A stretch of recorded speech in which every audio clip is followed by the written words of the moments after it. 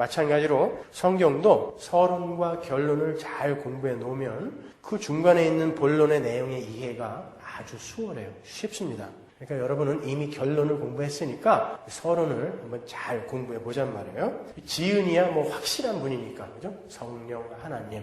그러면 왜 서론부터 차근차근 공부할 것이지 왜 결론부터 우리는 공부를 했는가? 여러분 혹시 이런 말 아세요? Eschatology precedes soteriology란 말 아십니까?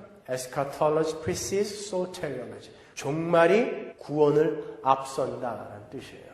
제가 우리 청년들에게는 몇 년 전에 제가 성경 공부를 하면서 잠시 설명을 해드렸는데 종말이 구원을 앞선다. 이 말은 프린스톤에서 성경신학을 오래 가르쳤던 제가 아주 좋아하는 신학자인 게알디스 보스가 한 이야기예요. 그 말의 의미를 한번 잘 곱씹어 보세요, 여러분. 무엇이든지 다 아시고 무엇이든지 다 하실 수 있으신 하나님께서 시간과 공간에 제한이 없는 묵시 세계 속에서 어떤 것을 계획하셨다라는 것은 이미 이루어진 것이다. 맞습니까? 그죠? 자, 그 전제하에서 성경을 보게 되면 하나님께서 창세전에 시간과 공간에 제한이 없는 묵시 세계 속에서 창세전이라는 것은 창조전이에요. 창조전이라는 것은 물질이 있기 전이죠. 물질이 있기 전이라는 것은 시간이 없다는 것이죠. 그것을 우리가 묵시 세계 영원이라고 한단 말입니다. 거기에서 하나님이 계획하셨단 말이에요. 그 묵시 세계 속에서 하나님이 창조를 계획하셨을 때에는 이미 요한계시록의 새하늘과 새 땅을 목적하시고 계획하신 것이죠.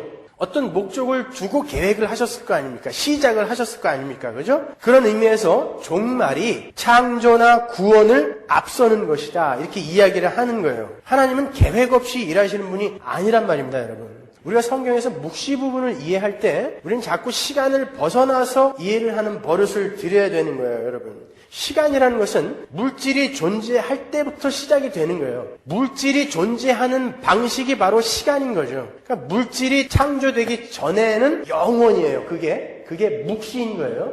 그런 개념을 여러분이 잘 알고 계셔야 돼요. 그러니까 요한계시록에 나오는 종말론, 그 에스카톨로지를 먼저 공부하고서 창세기의 그 초계론, 프로톨로지를 공부하는 것이 어떤 면에 있어서는 제대로 된 순서인 거예요. 하나님께서 어떠한 결과를 목적하시고 이 창조, 프로톨로지를 시작하셨는지를 공부하게 되면 창세기에서 말하고자 하는 그 창조의 목적의 이해가 훨씬 수월할 거 아닙니까? 일단 결론을 봤으니까. 이래서 하나님은 이런 일을 시작하신 거구나를 알 수 있지 않아요? 그래서 우리가 창세기보다 요한계시록을 먼저 공부한 거예요. 그러니까 여러분은 창세기를 공부하시면서 여러분이 요한계시록에서 배운 이 역사와 우주의 종말과 하나님 나라의 완성이 어떻게 시작이 되었으며 어떻게 진행이 되어져 가는지를 배우는 거예요. 그러니까 요한계시록을 모르고 창세기를 이해한다는 것은 말이 안 되는 거예요. 그리고 창세기를 모르고 요한계시록을 감동 있게 읽을 수가 없는 것입니다. 창세기와 요한계시록은 이렇게密접하게 연결이 되어 있는 거예요. 성경은 창세기의 그 벌거벗은 아담과 하와가 어떻게 그 요한계시록의 의의 흰옷을 입은 하나님의 백성으로 새롭게 창조가 되는지를 보여주는 거예요. 따라서 성경을 잘 보시면 창세기, 그 프로톨로지는 요한계시록, 그 에스카톨로지를 힌트하고 있고요. 이 에스카톨로지, 요한계시록은 창세기, 프로톨로지를 완성하고 있는 구조로 기록되어 있는 거예요. 그게 성경인 것입니다. 모든 책들이 서론은 항상 이 결론을 힌트하고 있고 결론은 항상 이 앞서 이야기된 서론을 완성하고 있잖아요. 그게 책의 구조 아닙니까, 여러분? 중요한 거니까 몇 가지만 한번 비유해보고 넘어가자고요. 창세기 2장 9절 여호와 하나님이 그 땅에서 보기에 아름답고 먹기에 좋은 나무가 나게 하시니 동산 가운데에는 생명나무와 선악을 알게 하는 나무도 있더라. 강이 에덴에서 발원하여 동산을 적시고 거기서부터 갈라져 네 근원이 되었으니. 자, 프로톨로지 창세기의 에덴에 강과 생명나무가 나와요. 그리고 또 그 에덴은 금과 호마노와 보석과 이런 보석이 나오죠. 그죠? 에스카톨로지 계시록으로 가보자고요. 계시록 22장 1절 또 저가 수정같이 맑은 생명수의 강을 내게 보이니 하나님과 및 어린 양의 보좌로부터 나서 길 가운데로 흐르더라. 강 좌우에 생명나무가 있어 12가지 실과를 맺히되 달마다 그 실과를 맺히고 그 나무 잎사귀들은 만국을 소송하기 위하여 있더라. 요한계시록의 이 에스카톨로지 이 부분을 힌트하고 있는 것이 바로 창세기 2장 9절 10절인 거예요. 그죠? 둘 다 똑같이 강과 생명나무가 등장하잖아요. 그러니까 프로톨로지는 에스카톨로지를 에스카톨로지 힌트하고 있고 에스카톨로지가 프로톨로지를 지금 완성하고 있는 거예요. 근데 서론에는 있고 결론에는 없는 무언가가 있죠. 여기 선악과가 없잖아요. 결론에는. 그죠? 그러니까 선악과가 없는 probation is over. 그 시점으로 어떻게 가게 되는가를 보여주는 거예요. 그래서 창세기에서는 그 종말의 것을 힌트하고 있는 거예요. 이것이 어떻게 완성될 것인가를 보여주는 것이란 말입니다. 그리고 창세기에는 아담과 하와의 혼인 장면이 나오고 요한계시록에는 어린 양 예수 그리스도와 교회의 혼인이 나오죠. 창세기 2장 22절 보세요. 여호와 하나님이 아담에게서 취하신 그 갈빗대로 여자를 만드시고 그를 아담에게로 이끌어 오시니 아담이 가로되 이는 내 뼈 중에 뼈요 살 중에 살이라. 이것을 남자에게서 취하였은즉 여자라 칭하리라 하니라. 이러므로 남자가 부모를 떠나 그 아내와 연합하여 둘이 한 몸을 이룰지로다. 아담과 그 아내 두 사람이 벌거벗었으나 부끄러워 아니하리라.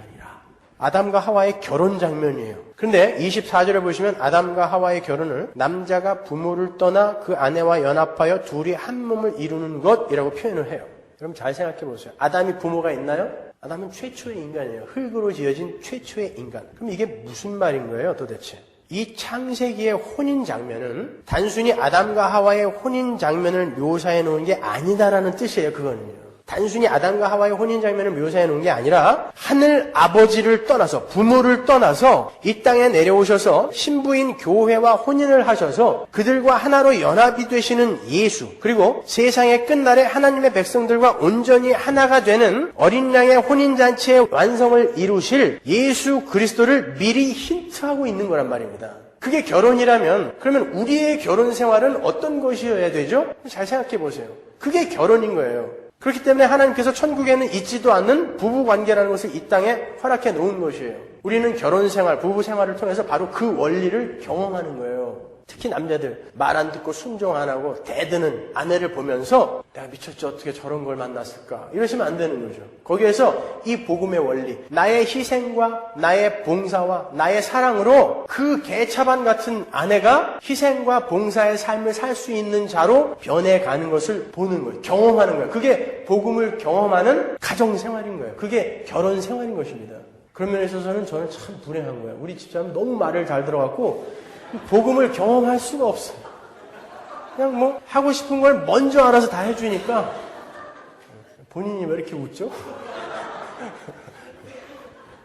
그리고 25절을 보시면 아담과 하와가 벌거벗었다라는 것을 일부러 기록을 하고 있어요. 자, 이게 프로톨로지예요. 에스카톨로지를 한번 가보자고요. 계시록 19장 7절. 우리가 즐거워하고 크게 기뻐하여 그에게 영광을 돌리세요. 어린 양의 혼인기약이 이르렀고 그 아내가 예배하였으니 그에게 허락하사 빛나고 깨끗한 세마포를 입게 하셨은즉 이 세마포는 성도들의 옳은 행실이로다 하더라. 천사가 내게 말하기를 기록하라. 어린 양의 혼인잔치에 처음을 입은 자들이 복이 있도다 하고 또 내게 말하되 이것은 하나님의 참되신 말씀이라 하기로. 어린 양과 교회의 혼인 장면인데요. 여기에 보면 어린 양과 교회가 혼인을 하는데 그들은 벌거벗은 것이 아니라 뭘 입고 있죠? 빛나고 깨끗한 세마포를 입고 있단 말이에요. 벌거벗은 아담과 하와에게 그 빛나고 깨끗한 세마포를 어떻게 입히시는가를 보여주는 게 성경이란 말이에요.